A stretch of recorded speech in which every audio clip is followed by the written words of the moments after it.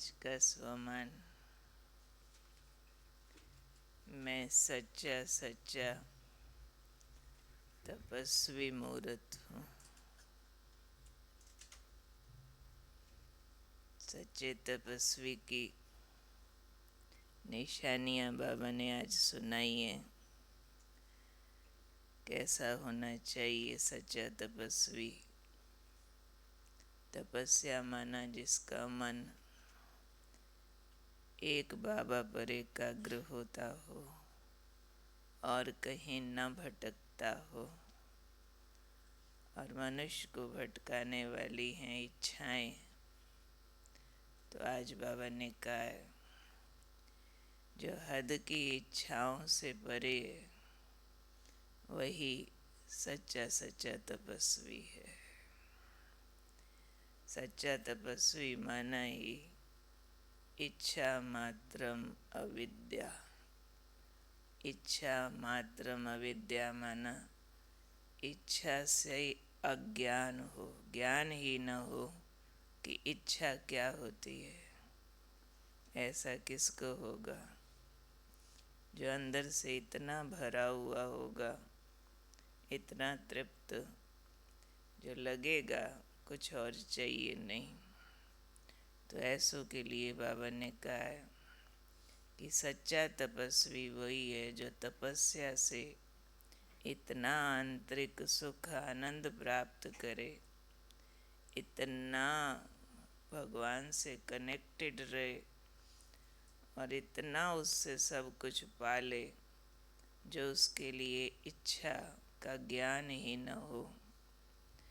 क्योंकि बाबा ने फिर एक बहुत बड़ा फार्मूला सुनाया है कि जिनको बाहर से पाने का संकल्प रहता है वो अल्पकाल के लिए तो भरते हैं, ये ले लूँ वो ले लूँ, लेते हैं भरते हैं, लेकिन सदा काल के लिए खाली हो जाते हैं।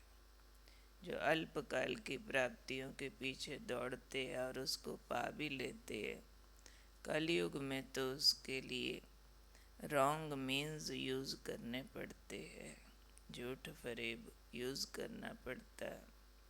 अधिक अगर पाना है तो स्थूल रूप का बाबा ने कहा भले पा लेते हैं, वो अल्पकाल का पाना है, दे अभिमान वश जो पाते हैं, और सदा काल का गंवाना है। अभी भरे और सदा के लिए खाली हो जाते, क्योंकि उसमें झूठ पाप है, विकारों का प्रयोग है। इसलिए बाबा ने कहा एक सच्चे तपस्वी के जीवन में ये जो अल्पकाल की इच्छाएं है ये विघ्न रूप बनती है। तो जो सच्चा तपस्वी है वो क्या करेगा? वो मान शान का लेवता नहीं बनेगा। मान शान की कामनाओं को त्याग कर विधाता बनेंगे। और अगर विधातापन के संस्कार ठीक उदय हो गए तो बाकी सब प्रकार के संस्कार अपने आप मर्ज हो जाएंगे। तो हम समझ पा रहे होंगे कि ये दो अपोजिट संस्कार है। एक इच्छाएं, इच्छाएं माना लेना लेना लेना। दूसरा है विधाता, विधाता है देना देना देना। तो बाबा ने उसका एंटीडॉट बताया है, जैसे रिप्लेसमेंट बताया कि इच्छाओं कामनाओं के जंजाल से मुक्त होना है, सदा के खालीपन से बचना है, तो क्या करो? देने के संस्कार इमर्ज करो।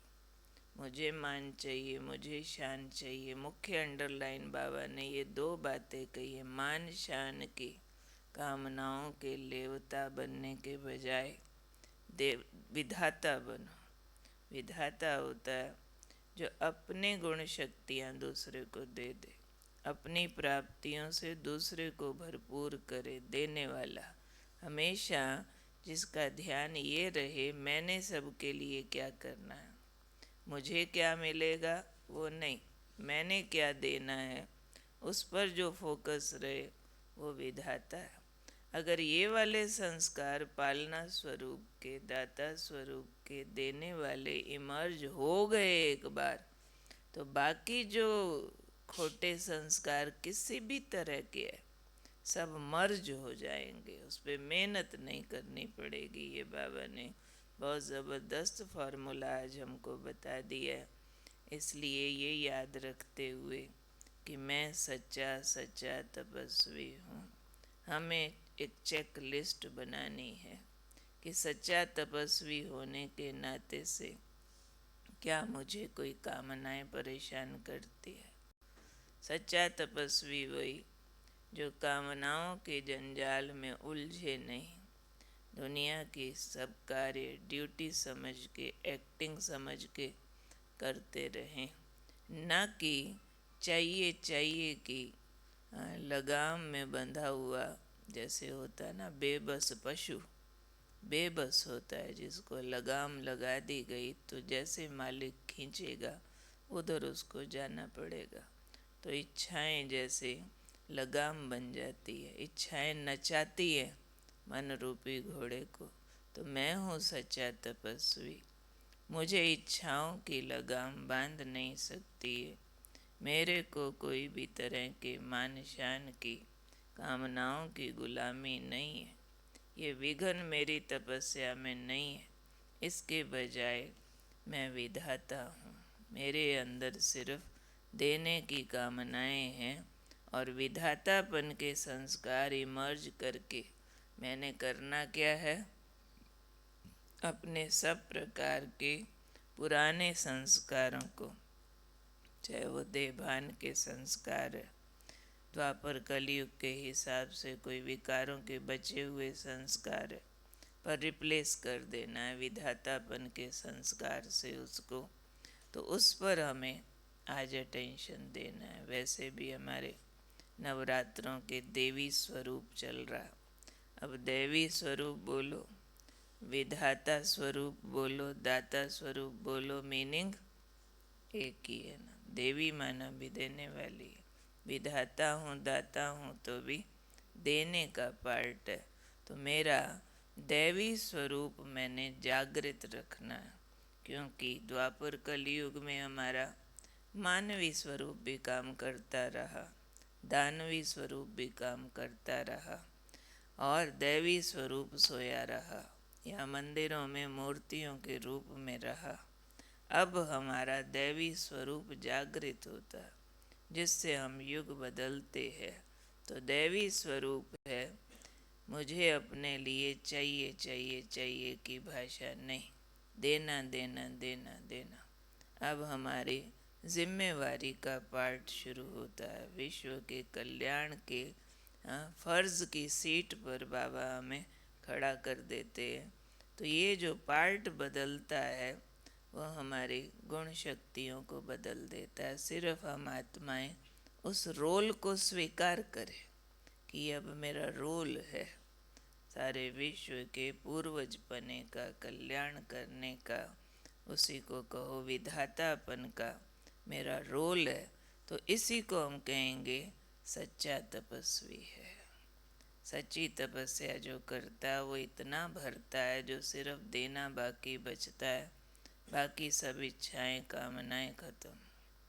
तो आज हम लक्ष्मी होकर के रहेंगे। तो लक्ष्मी स्वरूप में क्या करते हैं, लक्ष्मी के हाँ हाँ जी, अच्छा आज तो नैना देवी बनाया है प्रीति बहन ने, आज नैना देवी होके रहना, सारे नयन ही दिखाती रही बाबा के लगातार कमेंट्री। हाँ जी, ठीक ठाक बना दिए अच्छा, आज नैना देवी का स्वरूप भी है, विधाता स्वरूप भी है। नैनों से पवित्रता की किरणें देनी है सबको, आत्मिक भाव देना है, गुण शक्तियाँ देनी है। नैन बड़ी ज़बरदस्त चीज़ होती है भाई, नैनों से सारी पर्सनैलिटी बाहर झलकती है कि आप अंदर क्या है वो आँखें बोल देती हैं। इसलिए नैनों के ऊपर हमें विशेष ध्यान देना है कि आँख जिसको भी देखे किस भावना से देखे, देने की भावना से देखे, लेने की कामना से न देखे। किसी की आँख ऐसी होती है जैसे भूखी आँखें, कि दे दो कुछ तो दे दो, मान दे दो, शान दे दो, कहाँ ये दे दो वो दे दो। किसी की रजी हुई आँखें होती है कि कुछ चाहिए नहीं, बस तृप्त है अंदर से। तो रजी हुई आँखों से हमें विश्व कल्याण का कर्तव्य करना है। ठीक है, अच्छा।